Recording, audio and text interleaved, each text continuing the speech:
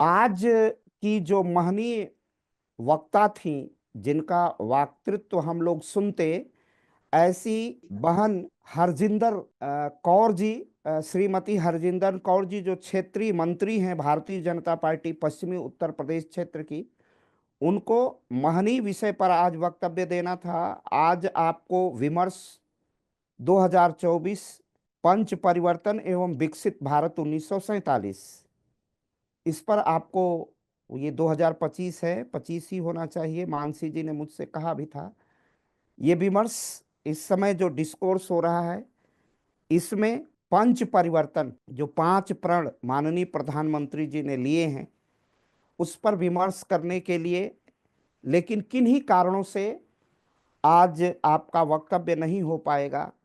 तो आशुतोष जी ने अपने लखनऊ नगर निगम के माननीय पार्षद हैं सत्यदेव सिंह जी, आपका वक्तव्य उनके स्थान पर होगा। ये अच्छा होता कि अगर हम, चूंकि भविष्य की योजनाओं की संकल्पना हम नहीं कर पाते हैं, इसलिए वो बात नहीं हो पाई, नहीं तो हम लोग सत्यदेव जी सिंह जी को ही आज सुनते। लेकिन इस विषय पर आपका पाथेय हम सबको प्राप्त होगा। तो मैं पंच प्रण की बात मैं कर रहा था, उसी पर आपका पाथेय प्राप्त होगा हम सभी को। पंच प्रण भारत के प्रधानमंत्री और 5 आदर्श हमारे राष्ट्रीय स्वयंसेवक संघ ने भी पंच प्रण लिए हैं, और माननीय प्रधानमंत्री के भी पंच प्रण हैं। तो माननीय प्रधानमंत्री के पंच प्रण को ही हम लेते हैं आज के विषय के रूप में, क्योंकि आजादी का ये अमृत महोत्सव है और इसमें 5 प्रणों की परिचर्चा की जाएगी। इसी विषय पर आज का संवाद होगा। ये पंच प्रण है। पहला है महिलाओं एवं बच्चे का समावेशी विकास, दूसरा आत्मनिर्भर भारत, सांस्कृतिक गौरव, देश की एकता और अखंडता, और पर्यावरण के लिए एक जीवन शैली, पर्यावरण की जीवन शैली, देश की एकता, आत्मनिर्भर भारत की संकल्पना, महिला उसका पहला है। और हमारे राष्ट्रीय स्वयंसेवक संघ के पूज्य संघचालक ने भी 5 प्रणों का प्रति अधिष्ठान किया है। वो पंच प्रण हैं: स्वदेशी, पर्यावरण संवर्धन, सामाजिक संरचना, सामाजिक समरसता, कुटुंब प्रबोधन एवं नागरिक कर्तव्य बोध। और लगभग दोनों पंचप्रण एक दूसरे के प्रतिरूप हैं, या इन दोनों का संबंध परस्पर व्यापी है, यह कहना अनुपयुक्त नहीं होगा। हमारे साथ चीन के अब चीन के हांगकांग विश्वविद्यालय से जुड़े हुए हैं हमारे प्रोफेसर विवेक मणि त्रिपाठी जी। मैं आपसे आग्रह करूंगा कि आप इस विषय का प्रवर्तन करें। डॉक्टर विवेक मणि त्रिपाठी जी। जी सर, बहुत बहुत आभार सर, मुझे यह अवसर देने के लिए। और हम लोगों का जो यह मंच है, भारत के जो पंच परिवर्तन है, मोदी का संकल्प भी है 2047 तक विकसित भारत का निर्माण, तो इस पंच परिवर्तन किए बिना संभव नहीं होगा। और वर्तमान समय में हम देखें तो हमारा जो दक्षिण विशेष रूप पूरे तरह से उथल पुथल के दौर से गुजर रहा, चाहे बांग्लादेश में स्थिति हो, पाकिस्तान की स्थिति हो, श्रीलंका की हो, म्यांमार की हो, इससे बचा हुआ है हमारा भारत। और यह बचा हुआ है तभी जब हमारे केंद्र में एक सशक्त सरकार है मोदी जी के नेतृत्व में। और ऐसी परिस्थिति में, क्योंकि विकसित भारत का जो उनका सपना है, वह निश्चित रूप से और अधिक कठिन हो जाता है बदले हुए परिदृश्य में। और जो वर्तमान समय में, चाहे विपक्ष की भूमिका हो या विदेशी ताकतों की भूमिका हो, ऐसी परिस्थिति में जन सहभागिता की अधिक आवश्यकता है। और विकास के लिए भी मेरा जो मानना है कि जो सपना है, वह केवल मोदी जी का सपना नहीं है, हमारे माननीय प्रधानमंत्री जी का सपना नहीं है, हम सभी की सपना है, स्वप्न है। और हम सभी के जन भागीदारी से ही उनका यह स्वप्न साकार होगा। तो हम आज इस विषय पर अपने अतिथि को सुनते हैं। बहुत बहुत आभार सर। बहुत बहुत आपका आभार, धन्यवाद। एक विद्वान का विश्लेषण विषय परिवर्तन के रूप में, की नोट स्पीकर के रूप में हम सबको प्राप्त हुआ।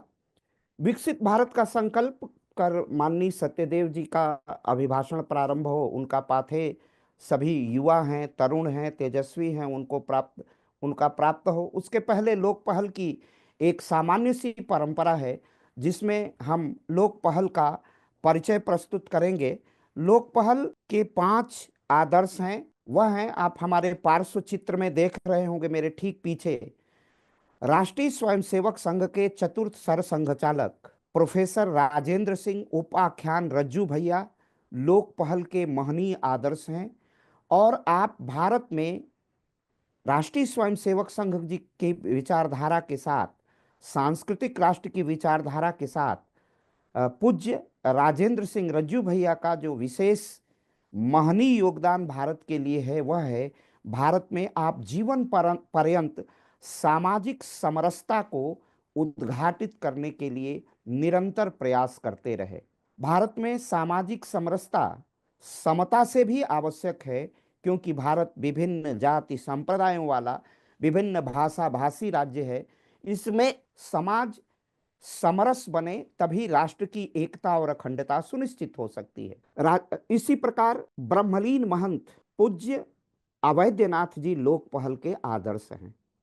आपका एक ध्येय निष्ठा थी, आपका एक ध्येय वाक्य था, भारत में हिंदुत्व का संरक्षण ही सामाजिक न्याय है।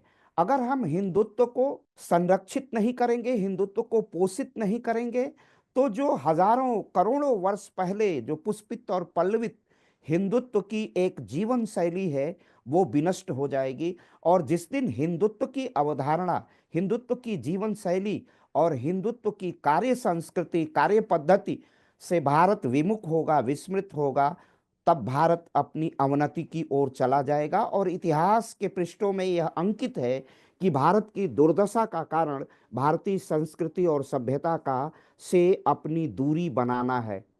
इसी प्रकार आप सांस्कृतिक राष्ट्रवाद के संरक्षण और पोषण के लिए भारत में प्रभु श्री राम मंदिर, प्रभु श्री राम के मंदिर आंदोलन को एक ध्येय निष्ठा के साथ आपने भारत के राष्ट्र में, भारतीय राष्ट्र में प्राणवान कर दिया और प्रत्येक हृदय तक उसे पहुंचाने का सदप्रयास किया तर्कों के साथ।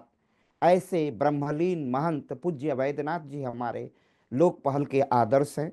राम मंदिर आंदोलन को हर व्यक्ति के तक पहुंचा देने के लिए, और उसे हम हैं हिंदू 60 करोड़, ताला देंगे तोड़ मड़ोड़, ऐसे आंदोलनों के स्लोगनों के प्रणेता और विशाल विशाल हिंदू सम्राट, हृदय सम्राट पूज्य अशोक जी सिंघल हमारे आदर्श हैं। भारत में प्राच्य और पाश्चात्य दोनों संस्कृतियों को मिला करके, किस दोनों शिक्षा पद्धति को मिला करके भारत में स्वदेशी के आंदोलन को और राष्ट्रवादी आंदोलन को किस प्रकार प्रखर और तेजस्वी बनाया जाए, ऐसे हिंदू महासभा के संस्थापक और हिंदुत्व के प्रखर योद्धा अपराजेय स्वतंत्रता सेनानी पंडित मदन मोहन मालवीय लोक पहल के आदर्श हैं। एकात्म मानववाद के प्रणेता, हर खेत को पानी, हर हाथ को काम, और भारतीय समाज में व्यक्ति को राष्ट्र तक एकाकार करने वाले और समाज के आखिरी सोपान पर खड़े व्यक्ति के लिए अपना सब कुछ होम कर देने वाले, समष्टि के लिए जीवन को समर्पित करने वाले, समष्टि ही संस्कृति का आधार है, ऐसे पंडित दीनदयाल उपाध्याय लोक पहल के आदर्श हैं। लोक पहल के संयोजक माननीय डॉक्टर विजय कुमार सिंह जी हैं, जो प्रयाग विश्वविद्यालय के हैं। लोक पहल के अध्यक्ष माननीय डॉक्टर BL आर्या जी हैं। इसके महत्वपूर्ण स्तंभों में से professor Alok Chauhan Meerut institute of technology से, प्रोफेसर संतोष कुमार सिंह जो वैज्ञानिक हैं, सर सुंदरलाल चिकित्सा विज्ञान संस्थान, काशी हिंदू विश्वविद्यालय वाराणसी, प्रोफेसर अविनाश पार्थीडकर सर, वीर बहादुर सिंह पूर्वांचल विश्वविद्यालय जौनपुर, डॉक्टर हर्षमणि सिंह जी इलाहाबाद विश्वविद्यालय, डॉक्टर भावेश द्विवेदी जी इलाहाबाद विश्वविद्यालय, डॉक्टर ऋषिकेश सिंह जी दिल्ली विश्वविद्यालय,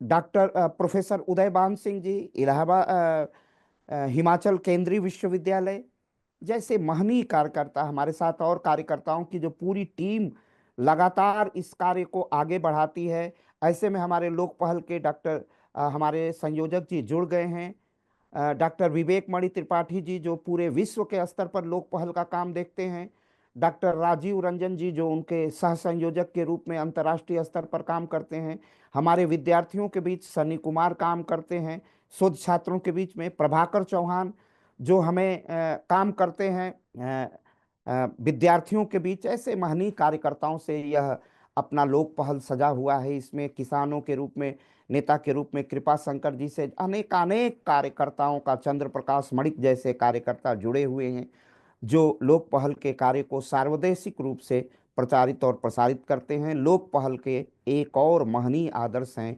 उत्तर प्रदेश के यशस्वी मुख्यमंत्री पूज्य योगी आदित्यनाथ जी। एक तरह से ही उन्हीं के सामाजिक, आर्थिक, राजनीतिक, सांस्कृतिक और राष्ट्रवादी विचारों का प्रचार प्रसार करना निस्वार्थ भाव से लोक पहल का श्रेय, प्रेय और पाथेय है। तो अब मैं चाहूँगा कि हमारे लोक पहल के माननीय संयोजक डॉक्टर विजय कुमार सिंह जी हम लोगों के साथ जुड़े हुए हैं, तो आपके वक्तव्य से तब हम आरंभ करेंगे। श्रीमान सत्यदेव जी को सुनेंगे। Doctor Vijay Kumar Singh sir. नमस्कार डॉक्टर साहब। डॉक्टर साहब ने सबका परिचय दिया, लेकिन इस सारे कार्यक्रम की रीढ़ और इसकी धुरी के रूप में डॉक्टर साहब का योगदान मिलता रहता है। तो लोक पहल के उन महत्वपूर्ण कड़ियों में सबसे महत्वपूर्ण अगर हम कहें इस वैचारिकी के, तो डॉक्टर अखिलेश जी हमारे अपने हैं।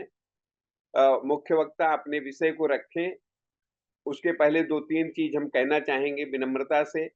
लोक पहल एक सामाजिक सांस्कृतिक संगठन है और सरकार के राष्ट्र उत्थान की नीतियों से जन सामान्य को अवगत कराना, भ्रमित होने से बचाना, ये हमारे लोक पहल का मूल कार्य है। यह विषय जन जन तक पहुंचे, उसके लिए हमारा बारंबार आग्रह रहता है कि लोक पहल की वेबसाइट से या लोक पहल के लिंक जो हम लोगों ने हर जगह प्रसारित किया है और अपने किसी कार्यकर्ता को न मिला हो, तो हम चाहेंगे कि उसको मिले और विनम्रता से उससे अनुरोध करेंगे कि लोक पहल की सदस्यता में उसका योगदान राष्ट्र के योगदान जैसा होगा। तो हम सब लोग जो है लोक पहल के ज्यादा से ज्यादा सदस्य बनाएंगे और वो निःशुल्क है। तो जैसे सदस्यों की संख्या बढ़ेगी वैसे ही हमारे कार्यक्रमों के उद्देश्यों को पूरा करने के लिए हमारे विचारों को भी पहुंचाने के एक टीम बढ़ेगी। तो अगर विचार पहुंचाने वाली हमारे सदस्य संख्या बढ़ेगी, टीम बढ़ेगी, तो निश्चित रूप से हम अपने अभियान में सफल होंगे और सफल होने में सबका सहयोग रहेगा। यही हमारी आग्रह है और यही उपलब्धता के लिए हम इस संघर्ष से जुड़े हुए हैं। तो विषय प्रस्तुति होना कठिन है, लेकिन उससे ज्यादा कठिन कार्यकर्ताओं के माध्यम से विषय को जन जन तक पहुंचाना है। तो दोनों काम जब सामंजस्य से चलेंगे तो हमारे काम को गति मिलेगी और सरकारें नीतियां अच्छी बनाती हैं। यह विषय हम जन तक पहुंचाएं और सरकार की नीतियां अच्छी हैं, वो एज इट इज उसी तरीके से जब जन सामान्य के पास पहुंचेगी तभी जनता भ्रमित होने से बचेगी। क्योंकि आज जो है अच्छाइयों को क्रियान्वित करने से ज्यादा बुराइयों के भ्रम से जन सामान्य को बचाना आवश्यक हो गया है।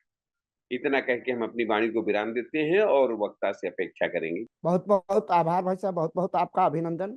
आपके प्रेरणादायी निर्देशन में लोक पहल अनवरत अपने कार्य में लगा हुआ है, अविराम। और हम ईश्वर से प्रार्थना करते हैं कि आपका मार्गदर्शन, संरक्षण लोक पहल को ऐसे ही बना रहे और हम लोग निरंतर कार्य करते रहे। एक और महनीय कार्यकर्ता आशुतोष मिश्रा भी हम लोगों के साथ जुड़े हुए हैं जो निरंतर इस भाव के साथ अपना सहयोग देते रहते हैं। अब मैं आज के वक्तव्य के लिए श्रीमान सत्यदेव सिंह जी को आमंत्रित करता हूं। आप लखनऊ के नगर निगम में पार्षद हैं, भारतीय जनता पार्टी के युवा हैं और एक युवा की सोच राष्ट्र निर्माण के लिए पंचप्रण के साथ किस प्रकार हो सकती है और भारत का भविष्य 1947 में 1947 तक कैसा होगा, जैसा कि माननीय प्रधानमंत्री का संकल्प है, राष्ट्र का संकल्प है अभी हम 3 ट्रिलियन इकोनॉमी की ओर हैं। दुनिया का सबसे युवा देश है, 37 करोड़ युवाओं का देश है। तो मैं आमंत्रित करता हूं। भाई साहब, अ, भाई साहब, मैं 2 मिनट में विषय शुरू कर सकता हूँ क्या? बस दो हाँ मिनट में। हाँ हाँ, आप 2 मिनट बाद। जी। तो मैं इस विषय पर महत्वपूर्ण टिप्पणी करेंगे डॉक्टर हर्षमणि सिंह जी, जो एक अर्थशास्त्री हैं, और डॉक्टर भावेश जी इस विषय पर अपनी टिप्पणी करेंगे। और उसके बाद जो धन्यवाद ज्ञापन का क्रम होगा वो आशुतोष मिश्रा द्वारा पूरा किया जाएगा। तो आशुतोष जी तैयार रहिएगा। और ये अभी हमारे वक्ता आ रहे हैं। तो मैं वार्ता कर रहा था कि भारत को विकसित करना है और भारत को 2047 तक एक सर्वोच्च शिखर की ओर अग्रसर करना है। और भारत में जो जनसंख्या की दृष्टि से विश्व का की दूसरी बड़ी जनसंख्या है। और भारत में बेरोजगारी का 10 जो प्रतिशत है, जो रेट है, वो है 10%, 10% की दर से यहाँ बेरोजगारी है। और देश में जो नौकरियों की संपूर्ण संख्या है वह मात्र 8 करोड़ के आसपास है। 1 अरब 40 करोड़ का देश, और 40 और केवल हमारे पास जो नौकरियां हैं वो 8 करोड़। तो इस क्रम को हम कैसे निर्धारित कर सकते हैं? तो इसके लिए जो हमारे माननीय प्रधानमंत्री जी ने संकल्प लिया, उस 5 संकल्प में है, पहला संकल्प है कि ग्लोबल डेवलप्ड इंडिया कैसे बनाएं। तो उसमें महिलाएं हैं, बच्चे हैं। महिलाओं के साथ हम समावेशी विकास कैसे करें, उनके स्वास्थ्य और कल्याण पर किस प्रकार ध्यान केंद्रित करें, और हमारे जो सामाजिक जीवन की परिधि पर खड़ा हुआ जो समूह है, आदिवासी जो वनवासी हैं, उनका सशक्तिकरण करें। उनको राष्ट्र की मुख्य धारा में किस प्रकार समायोजित करें, और उनके हाथों से भी राष्ट्र की सामाजिक, आर्थिक और राजनीतिक प्रगति किस प्रकार सुनिश्चित हो। ये पहला प्रण है। दूसरा है कि किस प्रकार हम भारत को आत्मनिर्भर बनाएंगे। जो हमारा तीसरा प्रण है वह है सांस्कृतिक गौरव का। हम अपनी भारत की सभ्यता और संस्कृति पर गौरव करें, गर्व करें कि हम भारतवासी हैं। मुझे याद आता है वह स्वामी विवेकानंद का संकल्प कि गर्व से कहो हम हिंदू हैं। उनका एक स्लोगन है। हिंदू कहने का अर्थ न तो कोई जाति है, न तो कोई मजहब है, न तो धर्म है। जैसा कि आप सब जानते हैं कि माननीय सर्वोच्च न्यायालय ने Manohar Joshi versus union of India के केस को निर्धारित करते हुए यह कहा था अपने फाइंडिंग में, अपने अंतिम निर्णय में, कि हिंदुत्व न कोई धर्म है, न कोई संप्रदाय है, बल्कि हिंदुत्व एक जीवन शैली है। कश्मीर से कन्याकुमारी तक, और कश्मीर से कन्याकुमारी और कच्छ से कामरूप तक भारत राष्ट्र जिस विषय पर एकीकृत होता है वह है हिंदुत्व की जीवन शैली। इसे इस रूप में हम समझ सकते हैं, इसे इस रूप में समझ सकते हैं कि रामेश्वरम के लिए काशी उतना प्रिय है, तमिलनाडु के लिए काशी प्रिय है, तो काशी के लिए रामेश्वरम जो तमिलनाडु में है उतना ही प्रिय है। तो इस वसुंधरा से जो अनुपम लगाव है, वही हमारी जीवन शैली है, वही हमारी सभ्यता और संस्कृति बनती है। तो इस एकात्मकता को निर्धारित करने के लिए हमारा जो चौथा प्रण है वो एकता का है। और पांचवा प्रण है भारत ऐसा विकास चाहता है। भारत एक कृतज्ञ राष्ट्र है। अगर हमें वृक्षों से, खास करके पीपल वृक्ष से अधिक ऑक्सीजन मिलता है, तो भगवान कृष्ण गीता में कहते हैं कि मैं वृक्षों में पीपल हूं। ये अधिक ऑक्सीजन कारण भारत का जो स्वरूप है, भारत की जो अभिव्यक्ति है, वो कृतज्ञता में अभिव्यक्ति पाती है। हमारे यहाँ कहा भी जाता है कि अधिक खाना विकृति है, कम खाना प्रकृति है, और भूखे को भोजन देना भारत की संस्कृति है। तो एक समावेशी विकास के लिए हम उतना ही दोहन करें जितने की आवश्यकता है। अपरिग्रह इस राष्ट्र का चिंतन है। तो ये हमारे वेदों ने, पुराणों ने, उपनिषदों ने सिखाया, हमारे वांग्मय में ऐसी परिचर्चा की है। तो इसी विषय पर इस पंच प्रण को, और संघ का प्रण है स्वदेशी, सामाजिक समरसता, नागरिक कर्तव्य बोध, पर्यावरण संरक्षण और कुटुंब प्रबोधन, इन्हीं समावेशी स्वरूप पर अपने महत्वपूर्ण पाठ्य के लिए एक बहुत ही युवा को हम आमंत्रित कर रहे हैं, श्रीमान सत्यदेव जी को, कि वो अपने वक्तव्य को आरंभ करें। श्रीमान सत्यदेव जी। धन्यवाद भाई साहब। सबसे पहले मैं लोक पहल के इस पंच प्रण एवं विकसित भारत 2047 के कार्यक्रम में हम सब के मध्य में डॉक्टर विजय जी भाई साहब, डॉक्टर भावेश जी, डॉक्टर हर्षमणि जी, प्रभाकर जी, डॉक्टर अखिलेश जी, आशुतोष जी, मेरे मित्र आशुतोष सिंह जी, अमन जी, आप सभी का मैं लोक पहल के इस कार्यक्रम में स्वागत करता हूं, वंदन करता हूं। और मेरे जैसे एक सामान्य नौजवान को आप सब ने मौका दिया, इसके लिए भी मैं आप सबको कृतज्ञता अर्पित करता हूं। आशुतोष जी ने मुझे कल रात में बताया और आज मैं लगभग सुबह 7 बजे से दोपहर के 2 बजे तक मैं क्षेत्र में ही था। वास्तव में 6ठी शताब्दी ईसा पूर्व और के बाद का भारत और आज का भारत, मैथिली शरण गुप्त जी की एक बहुत अच्छी पंक्ति है, हम क्या थे क्या हो गए आगे होंगे क्या सोचो विचारो। इन पंक्तियों के साथ मैं अपनी बात की शुरुआत करूंगा। वास्तव में भारत क्या था, हमारे देश की संस्कृति क्या थी, हमारे देश का विचार क्या था, हमारे देश के संस्कार क्या थे। आखिर आज पुनः हमें जीवंत करने के लिए अनेक प्रकार के प्रकल्पों की क्यों शुरुआत करनी पड़ रही है। मैं आपको दुनिया के किसी भी आप विश्वविद्यालय में जाइए, किसी से पूछिए कि सबसे पुरानी नदी का क्या नाम है, तो लोग बोलेंगे कि गंगा नदी। आप दुनिया में किसी भी देश में जाइए, पूछिए कि सबसे पुरानी भाषा का क्या नाम है, तो लोग बोलेंगे संस्कृत भाषा। आप दुनिया के किसी भी देश में जाइए और पूछिए कि इस विश्व को रास्ता दिखाने का काम किस देश ने किया, तो लोग भारत का नाम लेंगे। ये हमारा देश था भारत। मित्रों, वास्तविकता ये है कि जब भारत गुलाम हुआ, 1857 का वह स्वतंत्रता संग्राम हुआ, और उस स्वतंत्रता संग्राम के बाद मेरे भारत देश को कौन रास्ता दिखाएगा। मेरे भारत देश, जो अंग्रेजों की बेड़ियां भारत माता के पैरों में पड़ी थी, उन अंग्रेजों की बेड़ियों को कौन हटाएगा। 1863 में एक व्यक्ति का जन्म होता है, वह गुरु की साधना में पहुंचता है और गुरु से कहता है मेरी घर की स्थिति ठीक नहीं है, मेरे घर की स्थिति ठीक नहीं है, एक वक्त का खाना भी मेरे घर में नसीब नहीं है। गुरु कहते हैं जाओ, गुरु को हम सब रामकृष्ण परमहंस के रूप में जानते हैं। और जब वह रामकृष्ण परमहंस के पास पहुंचते हैं तो कहते हैं कि जाओ माँ से मांगो। तो नरेंद्र जब माँ के पास जाता है और कहता है माँ मेरी घर की स्थिति ठीक नहीं है, मुझे ज्ञान दो। फिर अपने गुरु के पास आते हैं, कहते हैं मैंने माँ से मांगा। गुरु ने कहा क्या मांगा? उन्होंने कहा मैंने ज्ञान मांगा। कहा अरे आपकी घर की स्थिति ठीक नहीं है, घर में खाने के लिए खाना नहीं है, जाओ फिर से माँ के पास जाओ और कहो माँ मेरी घर की स्थिति ठीक करो। वो नरेंद्र फिर घर के अपनी माँ काली के पास जाते हैं और कहते हैं माँ मुझे भक्ति दो।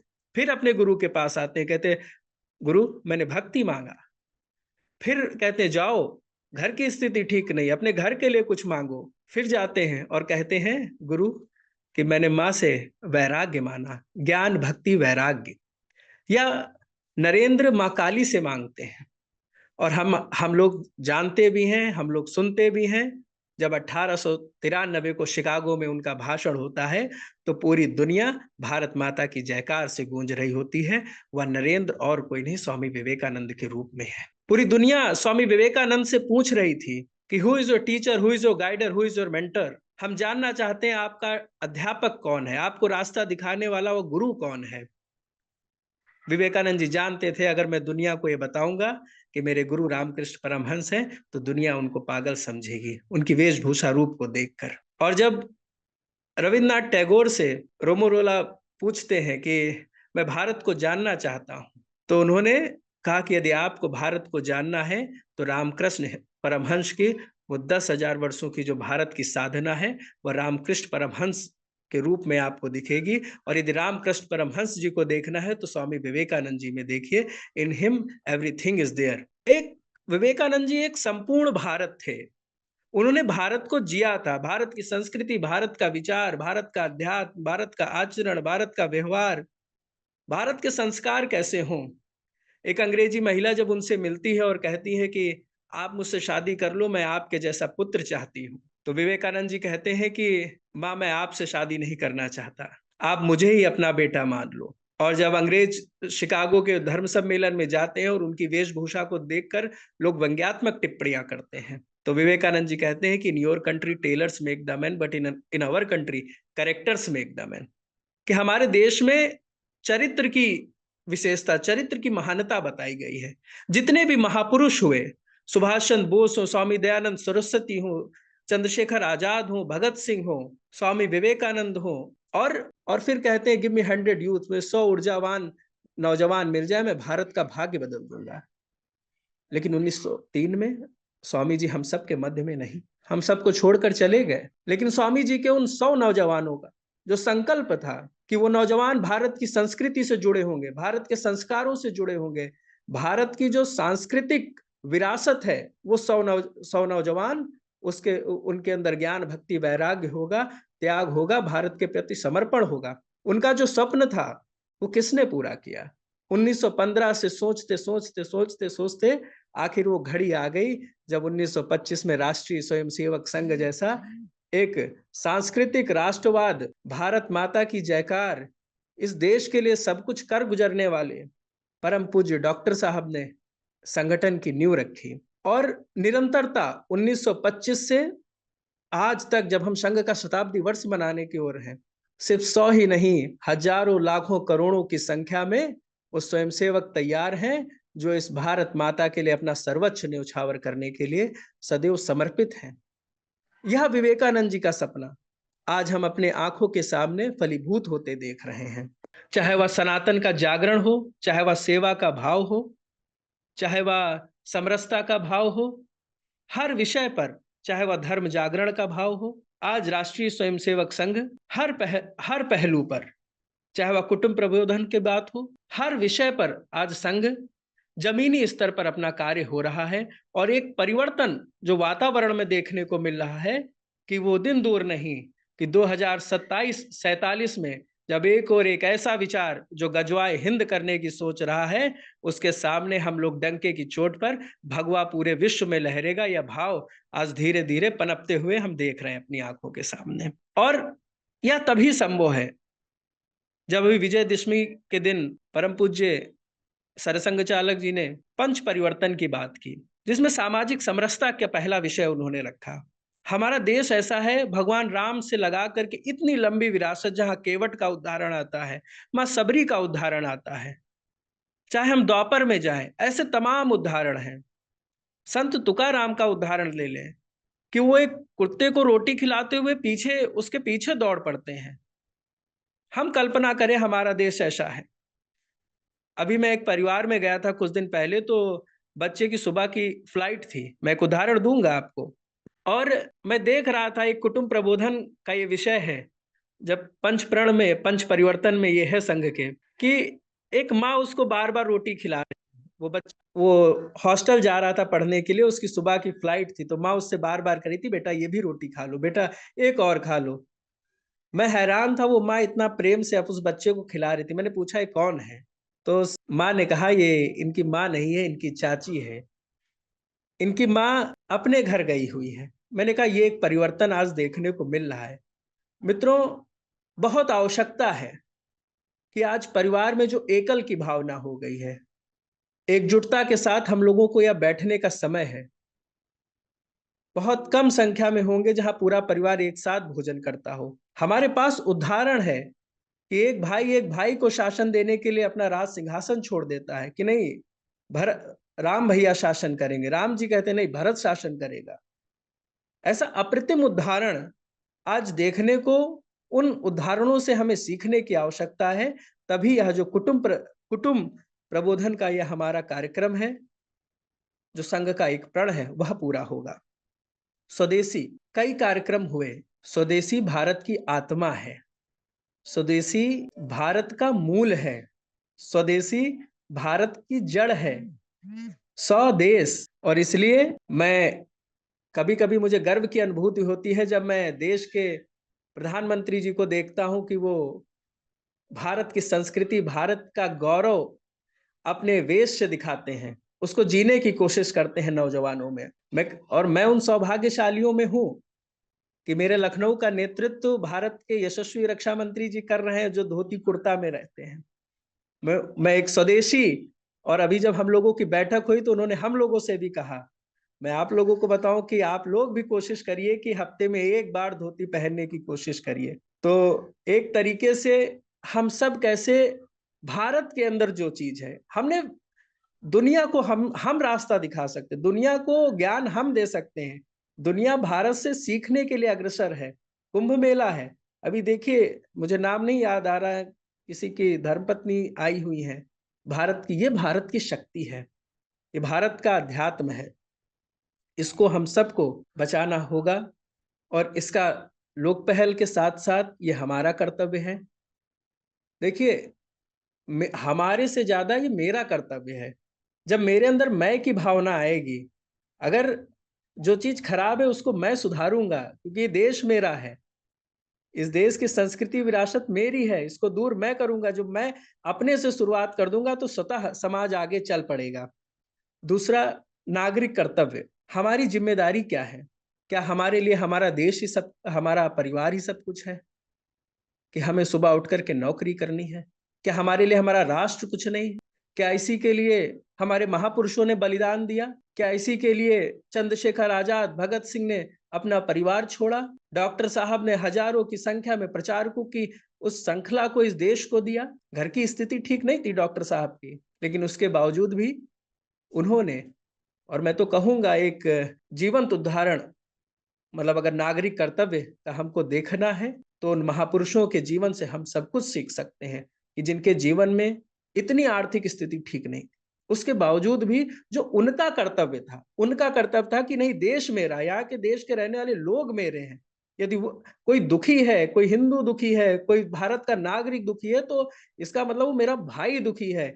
जब यह भाव अपने अंदर होगा तब वास्तविकता में नागरिक कर्तव्य का जो है एक प्रण है वह भी पूरा होगा कि नहीं, अगर कोई हिंदू दुखी है, कोई भाई दुखी है, वो मेरा अपना भाई है, वो मेरा सगा भाई है, उसकी समस्या है, वो समस्या में है, तो उस समस्या को दूर मैं करूंगा। यह भाव होना चाहिए। और जब यह भाव लेकर के हम सब चलेंगे तो मैं आपको विश्वास दिलाता हूं कि नागरिक कर्तव्य का निश्चित तौर पे हम सब पालन करेंगे। अभी मैं आपको एक चीज और बताऊं, मैं एक कार्यक्रम अगले महीने से अपने क्षेत्र में लाने जा रहा हूं। मैं आने वाली यह जो युवा पीढ़ी है, मैं इसको बताऊंगा कि यह देश किसका है, और देश को जानो। इसके तहत मैं प्रत्येक विद्यालयों के क्लासरूम में किसी ना किसी महापुरुष की फोटो अपनी तरफ से मैं भेंट करने जा रहा हूं कि वास्तविकता में मेरा जो एक मैंने अपने जीवन में एक नागरिक कर्तव्य का यह मेरा एक कार्यक्रम अगले महीने से शुरू होने जा रहा है कि मैं भारत अपनी जो क्षेत्रफल के जो युवा हैं, जो स्कूल में पढ़ते हैं, विद्यालय में पढ़ते हैं, प्रत्येक क्लासरूम में, प्रत्येक स्कूलों में एक मैं महापुरुष की फोटो हर क्लासरूम में अपनी तरफ से भेंट करने जा रहा हूं। ये मैंने एक नागरिक कर्तव्य की जिम्मेदारी मैंने ली है कि मैं आने वाली अपनी पीढ़ी को बताऊंगा कि पूज्य डॉक्टर साहब कौन थे, पूज्य गुरुजी कौन थे, अशोक सिंघल जी का जीवन इस सनातन, इस धर्म को बचाने की कैसे आहूत हो गया, स्वामी विवेकानंद जी कौन थे, दयानंद सरस्वती जी कौन थे, महाराणा प्रताप कौन थे, गुरु गोविंद सिंह जी के 4 साहबजादे कौन थे, उनके जीवन में आने वाली पीढ़ी या जान सके। इसलिए एक नागरिक कर्तव्य का जो मेरा दायित्व है, उसके लिए मैं प्रत्येक विद्यालयों में, भाई साहब उसके फोटोज में शेयर करूंगा आप लोगों के मध्य में, तो मैं प्रत्येक विद्यालय में फोटो लगाने जा रहा हूं अगले महीने से, और इसको एक व्यापक रूप देंगे पूरे लखनऊ के अंदर भविष्य में, अगर ईश्वर चाहेगा। पर्यावरण, पौधे में भी परमात्मा होता है, यह हमारे ऋषियों मुनियों ने कहा है। हम माँ तुलसी की पूजा करते हैं, अगर हम आंवला खाते हैं तो हम उसमें भी कहते हैं बृहस्पति का वास है, उसमें भी हम दिया जलाते हैं। यदि हम एक पेड़ लगा नहीं सकते तो हम 2 पेड़ काट भी नहीं सकते। यदि 2 पेड़ काटेंगे तो 4 पेड़ हम लगाएंगे भी। यह संकल्प हम सबको लेना होगा। वास्तविकता में हर चीज का मूल यही है कि यह देश मेरा है, और इस देश की जो भी समस्याएं होंगी वो मेरी अपनी होंगी, और उसको दूर भी हम करेंगे। जब यह भाव हमारे अंदर स्वतः प्रस्फुटित हो जाएगा तो हम स्वयं आपको आवश्यकता नहीं पड़ेगी, आप चल करके तो एक कदम बढ़ाइए। मैंने जब इस कार्यक्रम की बात कही कि मैं प्रत्येक स्कूलों में मैं महापुरुषों की फोटो दूंगा, तो मैं एक टीचर से मैं चर्चा कर रहा था आज, तो उन्होंने कहा भैया 3 फोटो मेरी तरफ से। मुझे यह आत्मविश्वास अंदर से इसलिए आया कि हम सब सामान्य प्राणी हैं और हमारे अंदर असाधारण व्यक्तित्व के हम सब धनी व्यक्ति। अगर हम लोग देश और समाज के लिए एक कदम आगे बढ़ाएंगे तो मैं आपको भरोसा दिलाता हूं, समाज व देश आपके साथ 100 कदम बढ़ाने के लिए तैयार रहेगा। पवित्र भाव से हम सबको अगर यह कदम हम बढ़ाएंगे तो निस्वार्थ भाव से। 2014 का पहले का भारत और 2014 के बाद का भारत, मैं बहुत ही सामान्य पृष्ठभूमि से आता हूं। आदरणीय इस देश के गौरव, विश्व के नेता नरेंद्र, जिन्होंने विवेकानंद जी के विचारों को पूर्णतया जिया हो, और 2014 में जब उनका संकल्प था कि मेरी सरकार गांव, गरीब, किसानों, दलितों, शोषित, पीड़ितों को समर्पित सरकार होगी, और तब से लेकर आज तक, चाहे वह प्रधानमंत्री जनधन योजना की बात हो, चाहे वह प्रधानमंत्री उज्ज्वला योजना की बात हो, चाहे वह प्रधानमंत्री मुद्रा योजना की बात हो, जिस तरीके से आदरणीय प्रधानमंत्री जी के नेतृत्व में एक संकल्प लिया गया कि नहीं, मेरा देश पूरे विश्व का नेतृत्व करेगा भविष्य में, और यह हम संकल्प से सिद्धि तक की जो यात्रा है कि हम 2047 तक विकसित भारत बनाएंगे, इसकी 2014 में जो पड़ी है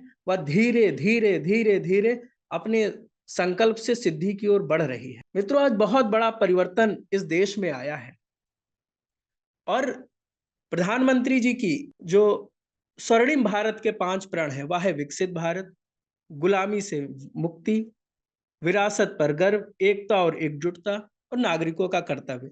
कहीं ना कहीं यह 5 प्रण राष्ट्रीय स्वयंसेवक संघ के 5 प्रण से भी मिलते हुए हैं। आप सोचिए, नागरिक कर्तव्य, प्रधानमंत्री जी ने इस देश को आह्वान किया कि आप उज्ज्वला गैस की सब्सिडी लेते हो और आप उज्ज्वला गैस की सब्सिडी छोड़ दो। आप संकल्प देखिए प्रधानमंत्री जी का, पवित्र भाव से लिया गया हुआ वह संकल्प किस तरीके से भारत के लोगों ने प्रधानमंत्री उज्ज्वला योजना के तहत जो सब्सिडी थी वो सब्सिडी छोड़ दी, क्योंकि वो प्रधानमंत्री जी का संकल्प था कि अगर आप सब्सिडी छोड़ देंगे तो किसी गांव के गरीब को पक्का मकान मिल जाएगा, कोई गरीब सशक्त हो जाएगा। यह एक नागरिक कर्तव्य। स्वच्छता अभियान, कोई कल्पना कर सकता था इतना उसका विस्तार रूप से? नागरिकों ने अब कर्तव्य ये संकल्प लिया कि नहीं, हम देश को स्वच्छ बनाएंगे। इस देश या देश जब स्वच्छ रहेगा तब विश्व में भारत का डंका बजेगा।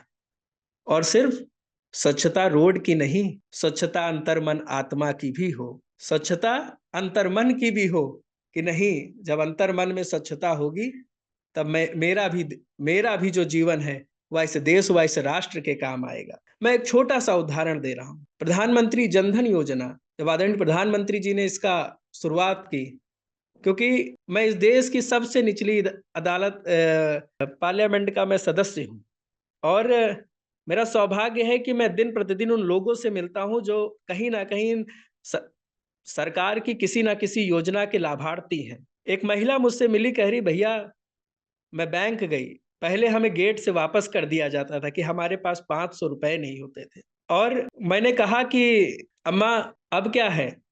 तो कहे अब मैं जैसे बैंक के दरवाजे पर पहुंची, तुरंत बैंक मैनेजर ने मुझे अंदर बुला लिया और हमारा खाता भी खोल दिया, और तुरंत पासबुक, चेकबुक सब मिल गई। तो हमने कहा अम्मा फिर वोट किसको दोगी?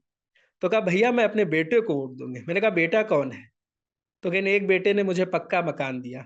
तो मैंने कहा और बेटे ने क्या दिया? तो उन्होंने कहा एक बेटे ने मुझे सिलेंडर दिया, खाता खुलवाया, प्रधानमंत्री आरोग्य के तहत दवा मुफ्त मिल जा रही है।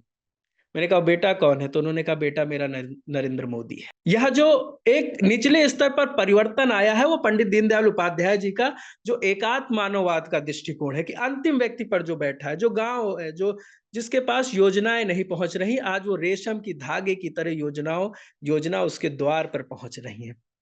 और धरातल से जब विकसित होते होते होते होते आप वह दिन दूर नहीं होगा, हम तीसरी सबसे बड़ी अर्थव्यवस्था बनेंगे और 2047 तक भारत विश्व का नेतृत्व करेगा।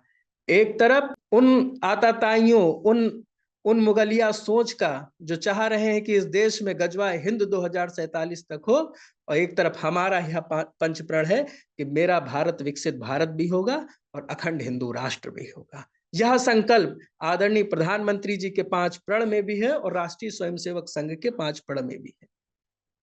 चाहे अर्थ, मैं अभी किसानों के विषय में पढ़ रहा था कल, कैसा एक आमूलचूल परिवर्तन किसानों के जीवन में आया। ऑर्गेनिक खेती का इतना बढ़ावा हो रहा है, क्योंकि मैं स्वतः एक किसान परिवार से हूं। हम लोगों के वहां आम की खेती होती, किस तरीके से हम लोगों को योजनाओं का लाभ मिल रहा है, किस सरकारी योजनाएं अब दौर दौर पे आ रही हैं। ट्रैक्टर की संख्या आप समझिए 5 लाख से भी ज्यादा ट्रैक्टरों की बिक्री का अनुमान इस वर्ष लगाया जा रहा है। ये अर्थव्यवस्था में कितनी बड़ी मजबूती का काम करेगा। Knowledge, wisdom, we have the great knowledge, convert knowledge into the wealth. हम ज्ञान को विकास में परिवर्तन कर दें, समृद्धि में परिवर्तन कर दें। अटूट ज्ञान हमारे पास है, चाहे वह इंफ्रास्ट्रक्चर की बात हो, चाहे वह आज रोड, इन सब की बात हो, सब में एक भारत तेजी के साथ आगे बढ़ रहा है। अब मैं आंकड़ों में चला जाऊंगा तो बहुत लंबा भाषण हो जाएगा, क्योंकि मुझे लगभग सब आंकड़े मालूम है। ये समय हम लोगों को एकजुटता के साथ राष्ट्रीय स्वयंसेवक संघ के जो 5 संकल्प हैं, 5 प्रण हैं, आदरणीय प्रधानमंत्री जी के जो 5 प्रण हैं, वो प्रधानमंत्री जी के राष्ट्रीय स्वयंसेवक संघ के प्रण नहीं है, वो इस देश के हिंदू जनमानस के एक एक भारतीय के वो 5 प्रण है, 5 संकल्प हैं। उन संकल्प को हमको 2047 तक जीना है। उन संकल्पों को हमको 2047 तक अपने अंदर आहूत कर लेना है। उसके लिए हमको आहूत हो जाना है।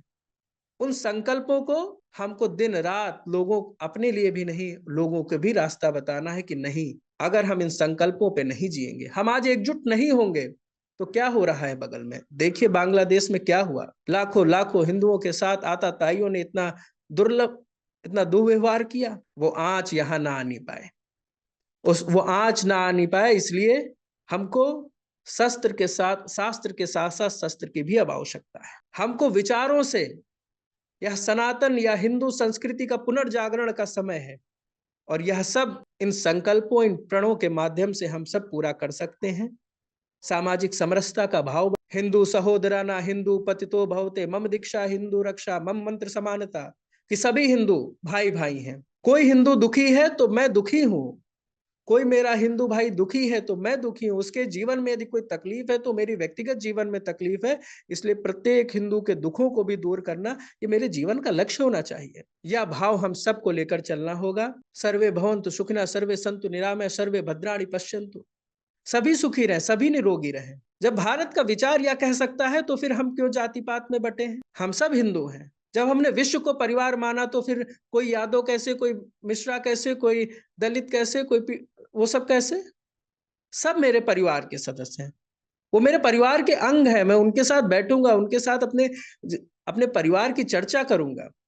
क्यों ना हम संकल्प ले कि हम एक अपने किसी उस समाज के शोषित समाज के व्यक्ति को अपना मित्र बनाएंगे, उसके घर जाएंगे, चाय पिएंगे। हम लोगों ने कभी कल्पना किया है कि यार हमारे घर में जो नौकर काम करता है, हम कभी उसके घर जाएं, उसके घर चाय पिए, उसके घर बैठे, उसके घर की तकलीफ हो, कुछ ना लेकर जाइए आप। अगर उसके घर पहुंच जाएंगे तो भी वो भी बहुत खुश हो जाएगा, नहीं मेरे घर आए हैं।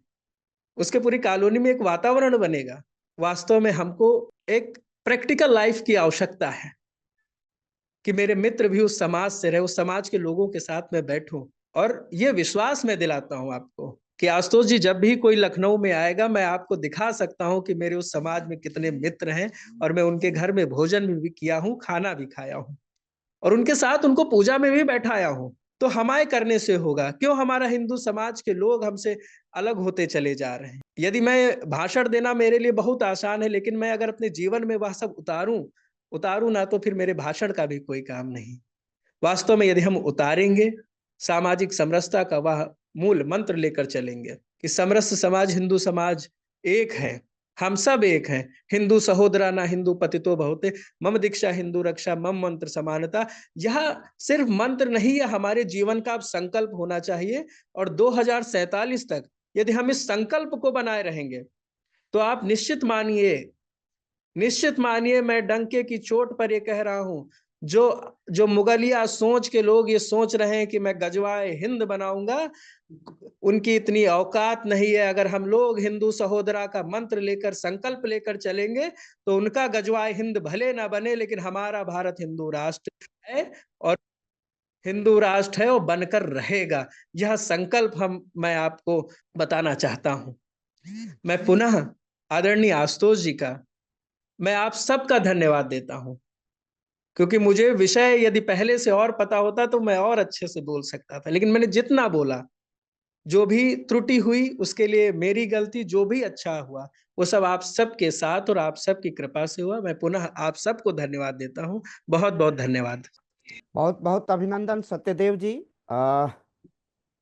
चूंकि आप आशुतोष जी के निवेदन पर आपने तत्काल आज कमान संभाली है, सबसे पहले तो इसलिए धन्यवाद क्योंकि आज की मुख्य वक्ता नहीं थी, और शायद मुझे पता होता कि इतना अच्छा पाथे इस पर होगा, क्योंकि इस पर श्याम जाजू जी से लेकर संघ के जितने प्रमुख हमारे वक्ता हैं बोल चुके हैं। और ये बात स्वदेशी की है, तो स्वदेशी के हम लोग सभी कार्यकर्ता और स्वयंसेवक हैं, और सभी, मैं प्रांत का दायित्व संभालता हूं, काशी प्रांत का। डॉक्टर भावेश जी, जी सर। अब टिप्पणी कर दीजिए, उसके बाद आशुतोष मिश्रा जी धन्यवाद ज्ञापन कर देंगे। जी सर। सर मैं बड़े ध्यानपूर्वक सत्यदेव सिंह जी का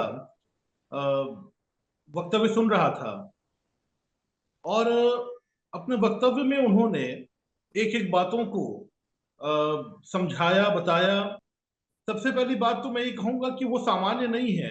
उन्होंने अपने वक्तव्य में कहा कि मैं बहुत सामान्य व्यक्ति हूं, मैंने है, लेकिन मैं ये कहना चाहूंगा कि पार्षद हैं, जनादेश से चुनकर नगर निगम में हैं, तो सामान्य नहीं है। उनके पीछे सैकड़ों और हजारों लोगों का वोट बैंक। और मैथिली शरण गुप्त की कविता के साथ उन्होंने अपने वक्तव्य को शुरू किया, सभ्यता और संस्कृति से लेकर स्वतंत्रता संघर्ष, और फिर भारत के युवाओं का जो आध्यात्मिक स्रोत है, पूज्य स्वामी विवेकानंद जी को के जीवन चरित्र को लेकर, शिकागो कन्वेंशन को लेकर उन्होंने बहुत सी बातों को रखा। लेकिन इन सभी बातों के साथ ही साथ सर, हम ये भी देखते हैं कि 1947 से लेकर 2024 तक की बात करते हैं अभी, 77 ईयर्स, 77 वर्ष गुजर गए, और इन 77 वर्षों में बहुत सी सरकारें बनी। कुछ 5 वर्ष तक चली, कुछ सरकारें बीच में नहीं रुक गई, किसी ने अपना कार्यकाल पूरा किया, एक के बाद एक बहुत से प्रधानमंत्री आए, हमने उनकी कार्यशैलियों को देखा, और लगभग 40 दशक पूरे हो रहे हैं मेरे भी, तो मैंने भी कई प्रधानमंत्रियों को देखा। लेकिन मैं ये जरूर कहूंगा कि हम सभी बड़े भाग्यशाली हैं, सौभाग्यशाली हैं, क्योंकि राष्ट्रीय स्वयंसेवक संघ के रूप में एक बहुत ही पवित्र संगठन हमें मार्गदर्शन के लिए है, और राष्ट्रीय स्वयंसेवक संघ और उसके अनेक आनुषांगिक संगठनों के द्वारा इस देश का निस्संदेह रूप से एक राष्ट्रवादी मार्गदर्शन किया जा रहा है, और ये एक बहुत सुगम अमृतकाल है। अमृतकाल इसलिए भी है क्योंकि उसी राष्ट्रीय स्वयंसेवक संघ के विशाल वटवृक्ष की एक एक अंग है, जो आज केवल भारत को ही नहीं बल्कि एशिया और यूरोप की सीमाओं को तोड़ते हुए पूरी दुनिया को लीडरशिप दे रहा है। आज दुनिया के बड़े से बड़े ताकतवर मुल्क जो हैं, वो भारत की ओर बड़ी उम्मीदों से देखते हैं। ऐसे यशस्वी प्रधानमंत्री नरेंद्र दामोदर दास मोदी जी के नेतृत्व में यह देश निरंतर प्रगति के पथ पर चल रहा है। लेकिन यह इतना विशाल उद्देश्य है, इतना बड़ा महायज्ञ है 2047 में विकसित भारत को बनाने का, कि इसे बनाने के लिए निस्संदेह रूप से नैतिक, मानसिक, राजनीतिक, सामाजिक, सांस्कृतिक, आर्थिक, हर प्रकार के बल की आवश्यकता है। और वह अकेला युग पुरुष, वह अकेला एक, मैं क्या कहूं, शब्द नहीं समझ में आते हैं कि कभी सन्यासी कहूं, कभी राजनेता कहूं, कभी देश का भविष्य कहूं, कभी क्या कहूं, कि हमारा यशस्वी प्रधानमंत्री 24 घंटे इस देश को विकसित करने में लगा हुआ है। इस विकास पथ पे चलने के लिए उन्होंने 5 जो व्रत बताए हैं। हम देखते हैं कि हमारे राष्ट्रीय स्वयंसेवक संघ के परम पूज्य सरसंघ चालक के ने भी हमें पंच प्रण बताए हैं, और हम ये देखते हैं कि दोनों ही पंच प्रणों में थोड़ा बहुत शाब्दिक और भाषा की भिन्नता है, लेकिन उद्देश्य सीधे सीधे वही है कि सांस्कृतिक राष्ट्रवाद को बनाना है, देश को विकसित करना है, देश का विकास करना है। और यह देश का विकास तभी हो पाएगा जब निस्संदेह रूप से पंडित दीनदयाल उपाध्याय की का जो दर्शन है कि अंतिम डाली पर बैठा हुआ जो व्यक्ति है उसको भी हमें इस विकास यात्रा में सम्मिलित करना होगा। जैसा कि हमारे आज मुख्य वक्ता महोदय कह रहे थे कि समाज के प्रत्येक व्यक्तियों से जुड़ने का वो प्रयास कर रहे हैं, बड़ा ही सार्थक प्रयास है, ईश्वर उसमें उनको पूर्ण रूप से सफलता दे। तो यह जो हमारे राष्ट्रीय विकास का जो महायज्ञ है, इसके लिए यह पंच प्रण जो है, इसे भारत के हर नागरिक को, भारत के हर युवा को, भारत के हर महिला को, भारत के हर पुरुष, हर महिला को, इस पूरी की पूरी पीढ़ी को अपनाना पड़ेगा, आत्मसात करना पड़ेगा, इसको अपने दैनिक दिनचर्या का अंग बनाना पड़ेगा, तभी यह महायज्ञ पूरा हो पाएगा।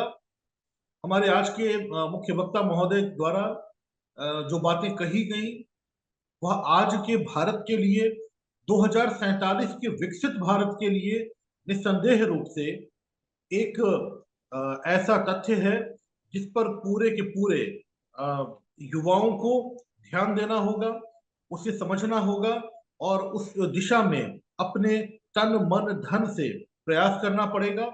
हम बहुत भाग्यशाली हैं कि हमें सामाजिक रूप से, सांगठनिक रूप से राष्ट्रीय स्वयंसेवक संघ का मार्गदर्शन प्राप्त है। हम बहुत भाग्यशाली हैं कि देश को की कमान एक ऐसे राष्ट्रवादी व्यक्ति के हाथ में है जो आज पूरी दुनिया को लीडरशिप दे रहे हैं, परमादरणीय यशस्वी प्रधानमंत्री नरेंद्र मोदी जी। और मैं और हमारे लोक पहल की बहुत से जो हमारे कार्यकर्ता हैं, हमारे लोग हैं, हम सभी कुछ अधिक भाग्यशाली इसलिए भी हैं कि हमारे प्रदेश का मुखिया एक ऐसा सत्यनिष्ठ, कर्तव्यनिष्ठ सन्यासी है जो निस्वार्थ भाव से कल्याण योजनाओं को बनाने, निस्वार्थ भाव से जन कल्याण करने, निस्वार्थ भाव से राष्ट्र के विकास में माननीय प्रधानमंत्री के कदम से कदम मिला के चलने को तैयार है।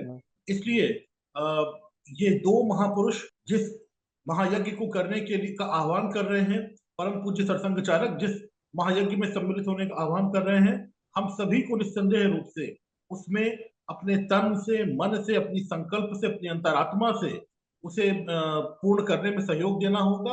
और यह जो 5 परिवर्तन है, 5 जो प्रण है, इसे अपने जीवन में केवल आत्मसात नहीं करना बल्कि दैनिक दिनचर्या का अंग बनाना होगा। धन्यवाद। बहुत बहुत धन्यवाद डॉक्टर भावेश जी, आपकी इस टिप्पणी के लिए और पूरे लोक पहल के तरफ से इस मीमांसा के लिए। अब मैं सनी, चलो धन्यवाद ज्ञापन कर दो, संक्षेप में धन्यवाद ज्ञापन कर दो। सर्वप्रथम नमस्कार सर जी। और आज का जो पाथेय था वो बहुत लाभदायक रहा तथा ज्ञानवर्धक रहा, तथा हर पाथेय पे हमें कुछ ना कुछ सीखने को मिलता है। पिछले पाथेय से हम सोचते कुछ नया सीखे, उससे भी ज्यादा नया देखने को मिलता है हमें। वर्तमान में जो जितने भी हमारे पंच परिवर्तन की बात माननीय प्रधानमंत्री मोदी जी ने कही, उनको सार्थक रूप से प्रस्तुत करने का जो प्रयास है सत्यदेव सिंह सर जी ने किया। और कुछ समस्या है, कोई बात नहीं सनी, कोई बात नहीं। मैं सत्यवेद देव सिंह जी को पूरे लोक पहल परिवार की ओर से बहुत बहुत आभार व्यक्त करता हूं। आपका वक्तव्य बिल्कुल एक सधे हुए स्वयंसेवक की तरह था। आपने एक तरुण के रूप में जो भारत को समझा और भारत का जो स्वप्न है वो किस तरह साकार होगा, उसके क्या क्या आयाम होंगे और किस प्रकार हमें अपनी संस्कृति, सभ्यता, अपने गौरवशाली अतीत पर हमें गर्व करना चाहिए, इन विषयों को आपने बखूबी स्पर्श किया। स्वामी विवेकानंद का जो वैदांतिक सूत्र है, वो भारत के विकास का संकल्प है, वो भारत के विकास का मार्ग है। उस सन्मार्ग का हमें चयन करना चाहिए। इस विषय पर आपने विधिवत परिचर्चा की, आपका बहुत बहुत अभिनंदन, आपने का बहुत बहुत स्वागत। इस नाते कि आपने विषम परिस्थिति में आज के वक्तव्य के लिए अपनी प्रस्तुति दी है। आपको हम एक अगले विषय पर बहुत ढंग से सुनेंगे, इसकी मैं आशा करता हूं। और इस आभासी मंच को बहन मानसी जी ने बहुत ही सुंदर ढंग से समायोजित किया और बड़े धैर्यपूर्वक इसका संचालन करती हैं, हमें तकनीकी सहयोग देती हैं, जिसके सहारे हम लाखों श्रोताओं के बीच जाते हैं। आपका भी बहुत बहुत अभिनंदन।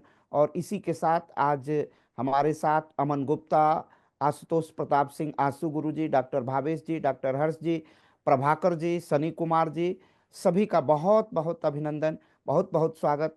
अगले रविवार को हम लोग एक नए वक्ता और एक नए विषय के साथ पुनः जुड़ेंगे। सभी को नमस्कार। और आज के कार्यक्रम के समारोह के लिए मैं मानसी जी से कहूँगा कि आज का कार्यक्रम यहीं पर विराम लेता है। मानसी जी। वीडियो को एंड तक देखने के लिए धन्यवाद। ऐसी ही और वीडियोस के लिए देखते रहिए हमारा YouTube चैनल लोक पहल।